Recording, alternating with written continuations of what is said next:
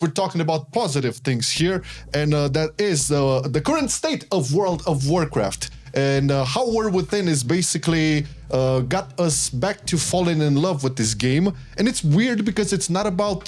The season hasn't started yet. Usually we're getting excited because of the season, the new gear, the tier sets and all of that. But this time around, it felt like all-time World of Warcraft new expansion, just, you know, being happy to log in and do shit.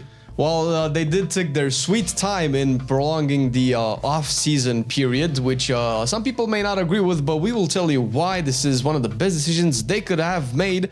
And in no small part because, well, mostly I played the Season 1 of The War Within, and I'm happy not playing the Season 1 of The War Within just yet. Okay, so yeah, obviously because of the nature of the content on this channel and stream, there was a lot of like beta stuff, so the guys...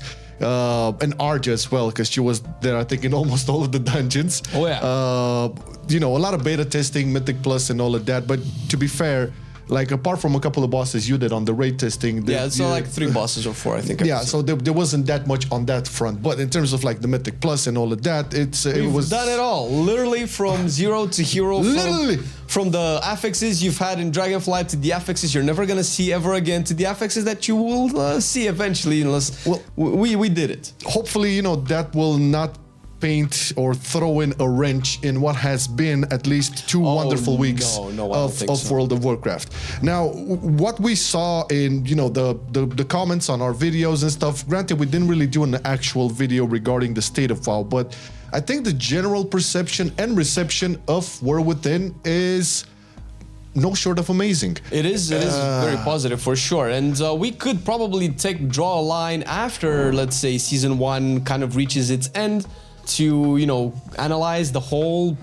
Season 1 with the raid and the dungeons, but as it stands right now, playing the first couple of weeks of the expansion, leveling, doing all the stuff, we're gonna go into it, like our favorite parts and what has been done good and what has been still good. It's mostly positive. Yeah, I think there's one just teeny bit of criticism. We can throw it at the end, maybe. We'll see. It's teeny because there's a lot of good, but... Yeah, there's a lot of good. So I think like one major thing we can address starting with this point is the promise they made and how was that fulfilled. Because when they presented War Within at BlizzCon, they really tried to sell this whole part of, guys, we really want to tell a cool story first.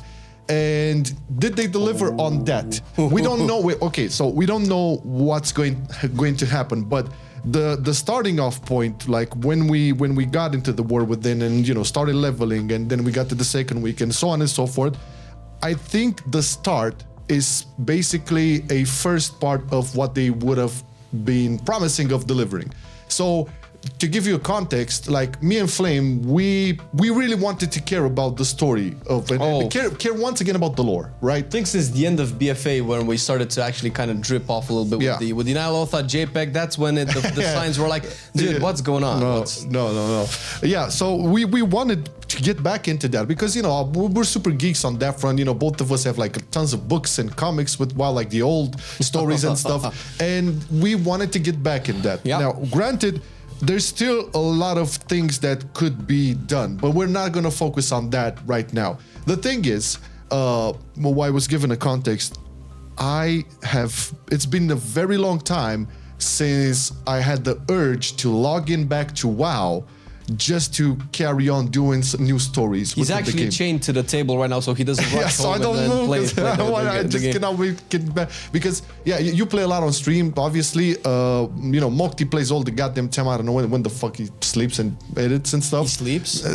Yeah. We know he doesn't shower. It's a weird thing because usually I get excited to like get back into WoW whenever there's like a new raid, you know, new Mythic Plus dungeons and stuff. Now we just want to quest. And now I just want to, you know, do more quests, do more stories, discover more stuff. I didn't have this in Dragonflight because people talk about a lot about the honeymoon period, which is a real thing. We're not going to throw that to the garbage. True. Every new expansion comes with the honeymoon period. I remember this was in Shadowlands, I remember in BFA, remember in the Dragonflight was like, oh my god, this expansion is so good, it's the best ever. That's the honeymoon period. To be fair, to that point, all of the expansions that were kind of deemed bad, you know, Warlords of Draenor, BFA, Shadowlands, actually had, if not an amazing, a really good starting period when it came to leveling through the zones and going through Warlords the had story. a great starting point. That was probably still 3 days of no logging in, motherfucker. No, I don't mean that. I mean the leveling and story experience. I know the what you actual mean. game content from what is it, 100 to 110 or whatever it was.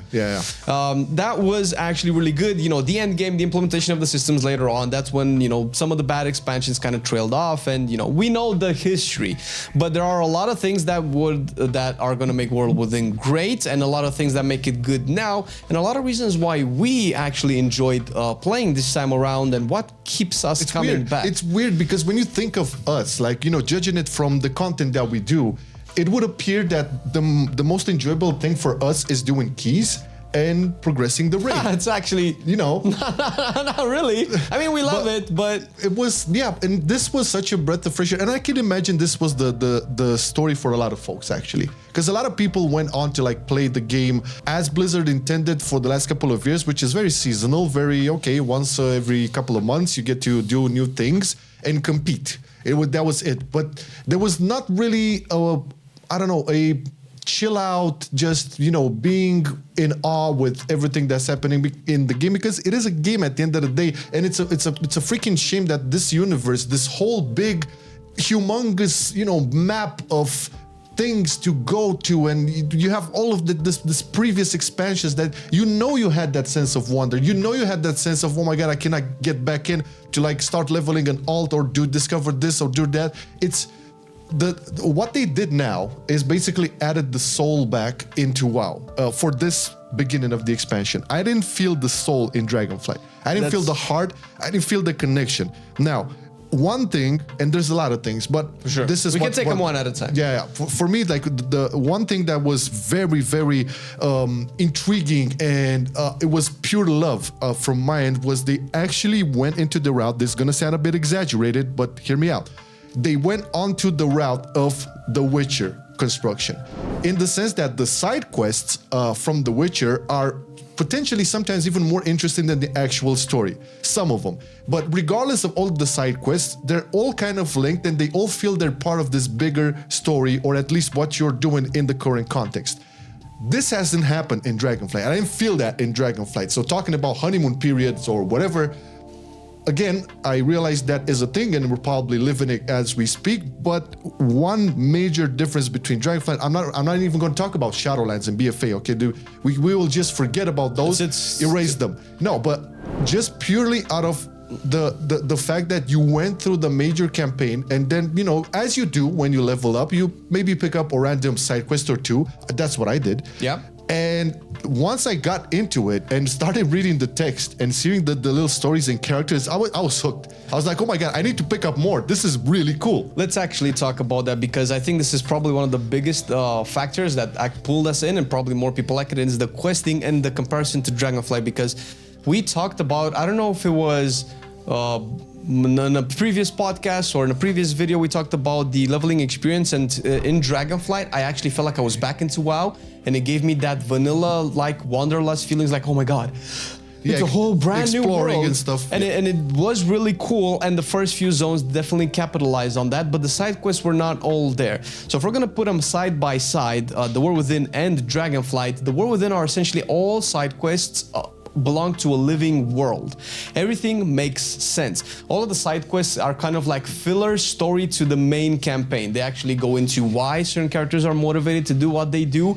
They actually go explore, like if the main campaign is like go defend that wall because the bad guy is attacking us, the side quests are like, well, who's the bad guy? Why is the bad guy's lieutenant destroying that part of the wall? Let's go save that. But there's a family there that just moved in. Why did they move in? Well, because we came into the zone because of the bad guy. So all of this is not like just collect 15 wolves from sheep. I mean, you have that as well, but yeah, but no, but I meant it's not disconnected from the story, right? For sure. It's all woven and it's actually a part. Like what I like to say is that the majority, like 90% of the quests were probably just, this is the story of the War Within. Okay, what's the main campaign? So they choose kind of like the thick thread line of that.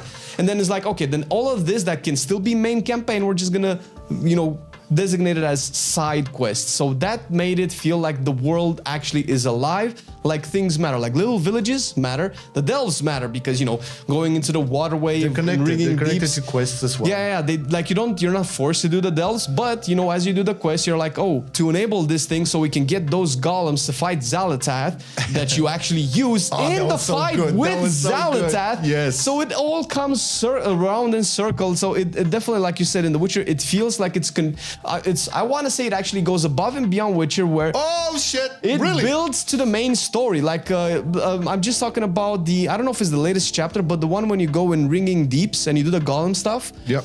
And then the wars, the Nerubians start attacking the wall for the Arathi, and you use those golems to defend, and that's a main campaign. But that one wasn't the main campaign. Exactly. Yeah. So that it all comes to build. There's all a purpose. It's not just like, oh, what do we do? Well, I guess there's some quests that the devs just put in so that we don't get bored. It doesn't feel like that, and Dragonflight definitely had that. Like the side stories that were good in Dragonflight, they were like kind of disconnected from the main story in a way. You didn't really have to do them. Like Bane going on a rampage in Honoran Plains didn't really help us defend the Primalists or defeat the Primalists or stop Iridikar in any way. No, it was just Bane's friend just happened to unfortunately get killed by centaurs. Spoiler! And then you went on a revenge/investigating spree.